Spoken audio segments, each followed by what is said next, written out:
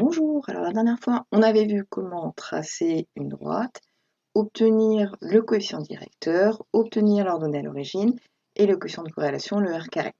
Là, on va continuer avec les listes et les tableaux de type array, donc ce qu'on avait écrit ici, et on va voir, comme on l'a déjà dit, qu'on ne peut pas faire de calcul sur des listes, enfin des calculs simples et directs à partir des listes, mais que c'est possible avec les tableaux de type array. On fera un type de calcul et on verra une fonction qui nous permet de faire une valeur moyenne, ce qui équivaudra à obtenir, comme ici, le coefficient directeur. Donc je vais changer le programme et j'ai commencé par celui-ci. Donc en première ligne, j'ai importé la bibliothèque NumPy. Je l'ai renommée, je lui ai donné un alias NP. J'ai importé la bibliothèque statistique et je l'ai renommée donc as l'alias star. Ce qui veut dire que quand je vais appeler une fonction de ces bibliothèques, je n'aurai pas besoin de remettre en entier NumPy ou en entier statistics, mais j'aurai juste à écrire NP et star. C'est pour aller plus vite. Ensuite ici, j'ai créé une liste et une deuxième. Donc U, en fait, c'est par exemple si on est en seconde et qu'on a des valeurs de tension U.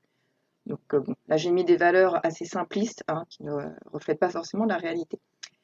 Donc U, on va dire qu'on a 10 volts, 20 volts, 30 volts, 40 volts, 50 volts. Et I, l'intensité, 1, 2, 3, 4, 5 ampères. On sait que U égale RI. U égale AR fois I. Donc là, au passage, j'ai réécrit un commentaire. Je ne sais pas si vous vous souvenez, le commentaire, il n'est pas lu par la machine. C'est juste pour l'utilisateur ou pour celui qui va lire votre programme. Donc là, on sait ça. Et donc, si je veux calculer R, ça sera égal à U sur I. Donc, au niveau en même temps des opérateurs mathématiques, on avait vu le fois qui était la petite étoile. Le divisé, c'est la barre du slash normal. Le plus, c'est le plus. Le moins, c'est le moins. Si vous avez à mettre des parenthèses, c'est comme sur la calculatrice. D'accord? Donc, c'est exactement comme sur votre calculatrice pour les opérateurs classiques. Pendant que j'y suis, si vous avez un 10 puissance à faire, donc là, rien à voir avec le schmilblick, mais par exemple, si je veux écrire 4 puissance 3, je peux écrire 4 fois 10, et là, je fais un chapeau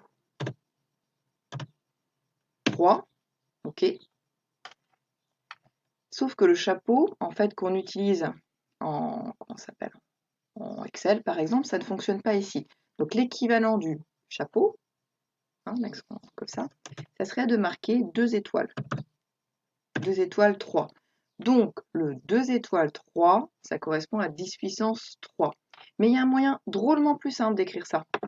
Donc, bon, là, je vous mets comme ça, même si on ne va pas demander d'interpréter cette chose. 4, E, 3. Donc, E, c'est comme 10 puissance. Vous l'avez sur certaines calculatrices, la touche 10 puissance et la touche E. Et ça fonctionne avec un grand E ou un petit e. Donc moi, personnellement, en physique-chimie, je préfère marquer 10 puissance avec un E plutôt qu'à faire 10 fois étoile, étoile. Voilà, c'était au passage. Bref, donc si là, je lui demande de faire le calcul. Si je marque R égale à U sur I, qu'est-ce qu'on a fait ici? On a défini la grandeur R qui sera égale à la grandeur U divisée par la grandeur I. Sauf que U et I, ce sont des listes. Et on avait dit qu'on ne peut pas faire de calcul direct à partir des listes. Donc là, on va le reprouver. Si je fais un print R, en théorie, il est censé m'afficher un message d'erreur.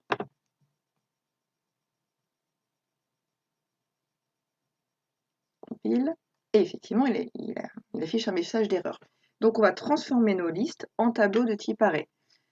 Ici, je vais rajouter NP, donc je vais me servir de la bibliothèque NumPy, et c'est de type array, donc c'est np.array. Comme c'est une fonction, je rajoute des parenthèses avant et après. Je fais pareil pour le i, np.array, parenthèse, parenthèse. Donc ça c'est bon. Si je lui demande exactement la même chose, il m'affiche donc un tableau. Bon, on dirait une liste. On est d'accord, ce qui est entre crochets, normalement, c'est une liste. Donc, il nous a donné un tableau de valeur 10, ce qui est normal, parce que si on regarde les valeurs, si je fais, donc du coup, on a dit ça sur ça, 10 divisé par 1, ça fait 10, 20 divisé par 2, ça fait 10, etc., etc. Donc là, on aurait fait l'équivalent du coefficient directeur. Okay, je prends chaque valeur de ma courbe, je fais le rapport de U sur I, mais généralement, on en fait la moyenne. Hein, quand on avait le coefficient directeur A tout à l'heure, ça le faisait directement. Donc, comment faire pour lui demander de faire une moyenne? Eh bien, on va utiliser la bibliothèque Statistics. Donc, ce qu'on va faire, c'est qu'on va rajouter moy. Donc, je lui définis la variable moy, qui est égale à, du coup, la moyenne. Donc, on va appeler dans la bibliothèque stat.min. Donc, la fonction min permet de faire la moyenne. Comme toute fonction, il faut mettre entre parenthèses. Et à l'intérieur, je vais mettre quoi? Je vais mettre R. Donc, lui, là, il va prendre tout ce tableau-là.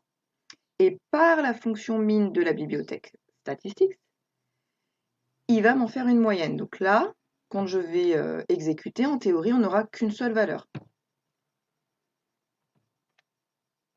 Et là, ça ne fonctionne pas. Donc là, je disais, ça ne fonctionne pas. Quelle erreur classique est-ce qu'on a pu faire ici? Eh bien, en fait, là, dans le print, on lui a demandé d'afficher R. Mais R, la résistance, ce que nous, on sait que la moyenne, ça sera la valeur de la résistance, d'accord? Mais pour la machine, R, c'est toujours le tableau qu'il a calculé. Donc dans le print, il faut qu'on change et qu'on marque moyenne, parce que c'est la moyenne qu'il a effectuée. Là, je compile.